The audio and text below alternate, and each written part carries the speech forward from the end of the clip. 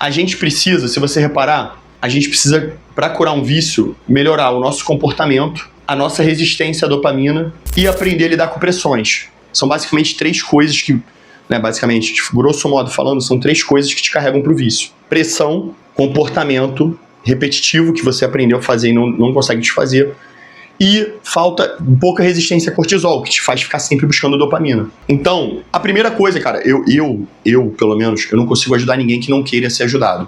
Toda pessoa que acha que sabe tudo, ou toda pessoa que já definiu, né, o seu saber, ou não quer saber de ser ajudado, eu não consigo ajudar.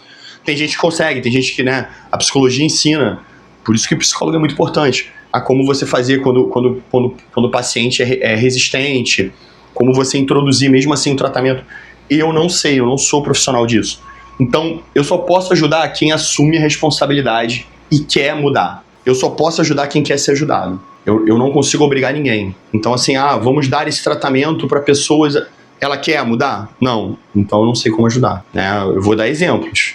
Eu vou mostrar... talvez para ele quanto a vida dele vai continuar merda. Mas isso é convencimento. Eu preciso que ele aceite. Se ele não aceitar como verdade, se ele não aceitar que ele precisa, ele não consegue mudar. Eu já tive uma pessoa muito próxima de mim que tinha problemas mentais.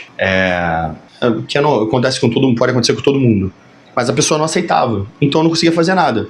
Eu precisei ter um episódio crítico para usar o episódio crítico para fazer a pessoa mudar um pouco a vida dela. Ajudou. Melhorou a qualidade de vida, melhorou muita coisa. Tem muita coisa para melhorar, mas a pessoa já entende. Eu precisei de um episódio para poder fazer, eu não consegui fazer antes. E é uma pessoa que eu amo. Então, assim, a primeira coisa, a pessoa tem que querer, ela tem que assumir a responsabilidade sobre a vida dela. Ela tem que entender que tudo aquilo que acontece na vida dela é responsabilidade dela. Não é de fulano, não é porque é a droga, não é porque o Zuckerberg não desativa teu Instagram. É porque você não se controla. É porque você não sabe lidar com pressão. É porque você tá sempre fugindo do desafio. É porque você não quer encarar a realidade, que tá tudo em você. Se você entende que tá tudo em você, filho, há como melhorar. Mas se você continua achando que a culpa é dos outros, é o caminho do fracassado. Porque os outros a gente não consegue mudar. Eu não vou conseguir fazer o Zuckerberg mudar o tipo de... a regra do Instagram.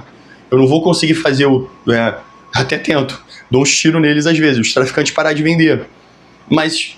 se o cara não quer mudar, não consigo mudar ele, entendeu? Ele tem que primeiro aceitar que ele quer mudar, ele aceitar a responsabilidade. Segundo ponto, tenha um cenário de vergonha, tenha um cenário de peso, seja de algum episódio que você já passou ou que você imagina que vai passar. No livro no livro Nação Dopamina, a psicóloga, ela pega uma garota que era iludida, que ela dizia que não era viciada, fumava todo dia, usava canabidiol todo dia. Fora o canabidiol, ela usava outros Lexotan, outros remédios. Por quê? Quando você está no topo da dopamina, teu corpo cria dores para simular que você precisa de dores para ter o prazer. Em um dado momento do vício, filho, você está tão no topo da dopamina que não tem como mais ter dopamina. Aí o teu corpo cria formas de causar dor para você sentir necessidade de buscar o vício. Então todo viciado, em um dado momento, quando ele bate o topo, o corpo dele fica criando angústias para ele, com as angústias, buscar o impulso da dor. Então, essa garota, ela dizia que ela não era viciada, mas ela precisava do canabidiol para controlar a ansiedade, para controlar isso, para controlar aquilo, que, na verdade, eram causados pela própria droga. Era um efeito, vamos dizer assim, fantasmagórico que a droga causava para fazer ela sempre buscar a droga. Já que você não se move pelo prazer, porque já não está te dando mais prazer, eu vou te causar dor para você se mover pela dor, porque o teu cérebro está viciado, tá repetitivo, tá obsessivo nesse objetivo, porque ocupou muito apartamento. Então, o que ela fala para essa garota? Ela fala assim, você se imagina daqui a 5 anos como? Aí ela foi falando, eu vou conquistar isso, eu vou conquistar aquilo, eu vou ter um emprego, eu vou ter isso, eu vou ter aquilo. E a droga vai estar onde? Ela vai deixar você fazer isso tudo? Aí ela toma um susto, porque ela não se dizia viciada. Ela, eu paro a hora que eu quiser. Para mesmo? Aí ela faz uma provocação. Aí a garota, paro a hora que eu quiser. Então vamos fazer um combinado. Se você ficar 1 mês sem usar droga, aí ela deu o passo a passo pra garota lá no livro, eu falo com seus pais que você não precisa mais da sessão. Aí a garota fica resistente, não sei o quê. Vai. Quando ela volta 1 mês depois, ela falou, cara, parei de usar. E realmente eu era viciada. Quando passou 1 semana, eu comecei a entrar em crise. mas eu me controlei, eu cortei as pessoas próximas de mim que usavam, não sei o que, nananana, deu certo, tô me sentindo melhor, minha ansiedade passou, minha dor passou. Porque no final era a própria droga que causava aqueles problemas para fazer ela buscar. O vício é covarde, filho. Seja em jogo, seja em... Então, crie um cenário de vergonha, ou projete um, tá? Você precisa ter esse cenário de vergonha. Por quê? Toda vez que você pensar em molengar, filho, certo? Por exemplo, assim, o moleque que faz pornografia, que tá viciado em pornografia, a recompensa dele do sexo normal, do vício, da relação casual, né, vamos dizer assim, tradicional, já começa a não compensar. Aí ele começa a buscar as mais bizarras. E o site tem todas as bizarras. Aí ele vai indo, irmão, ele chega num momento tipo Dark, sabe qual é? Parada assim, a única coisa que dá prazer pro moleque são as coisas mais bizarras que não se acha. Porque aí essa dificuldade de não se achar dá um prazer de buscar. Certo? Normalmente o maluco é viciado em pornografia. Ele não consegue transar com a parceira, porque o sexo casual, ele olha aquilo já sem graça. Ele precisa das coisas mais estimulantes, absurdas possível. O cérebro dele tá deformado. Ele precisa fazer esse jejum, né, para poder restabelecer. Mas o grande problema é, naturalmente, em um dado momento ele vai sentir atração entre relações entre animais e pessoas, entre coisas bizarras como pedofilia, estupro e coisas mais bizarras ainda. Isso é um efeito que provavelmente ele vai bater. Ele pode até não agir, tomara a Deus que não. Mas em um dado momento, o vício dele de pornografia vai buscar as coisas mais bizarras que tem. E assim, eu tô pensando com a minha cabeça de coisas que seriam bizarras. E aí ele precisa analisar. E aí, dentre essas coisas mais bizarras, pensa qual que você teria mais vergonha de se tornar. Dentro de um cenário de um moleque viciado em droga, pense qual é o pior cenário que você poderia se tornar.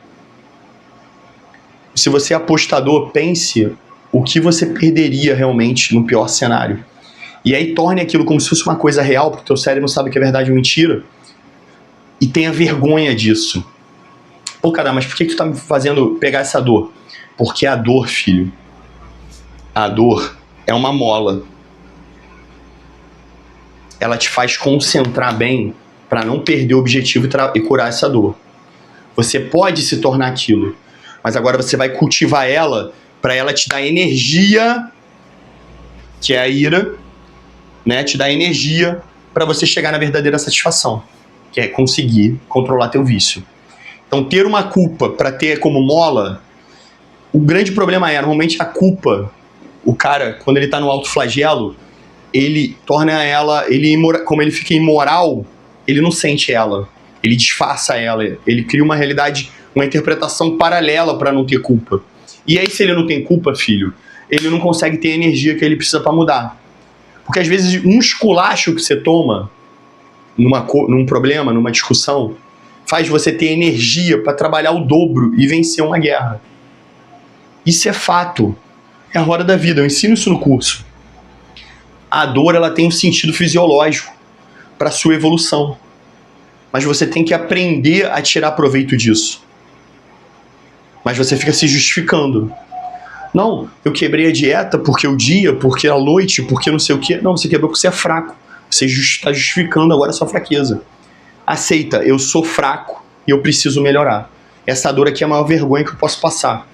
E aí toda vez que você estiver refugando no tratamento, você fala, cara, ou eu mudo ou eu aceito ser aquele merda que eu não quero ser. Essa é a grande parada. E aí tu dá mais um passo. Eu acordo de manhã, filho, 4h40 da manhã. Meu problema não é vício, mas eu acordo 4h40 da manhã cansado às vezes. Cansado na maioria das vezes. Eu não acordo motivado, eu não acordo super animado. Mas aí na cama, a primeira coisa que eu faço, eu agradeço a Deus por estar me dando mais um dia. Agradeço por Ele proteger e cuidar da minha família. E a terceira coisa é, tem gente que confia em mim e eu não posso decepcionar eles. E aí, meu irmão, eu dou todos os passos para começar meu dia. Eu ainda não consigo fazer isso com total felicidade, né, de coach do amanhecer que nego promete. Eu uso a minha dor. Um dia talvez eu torne isso um hábito tranquilo, mas hoje eu uso a minha dor.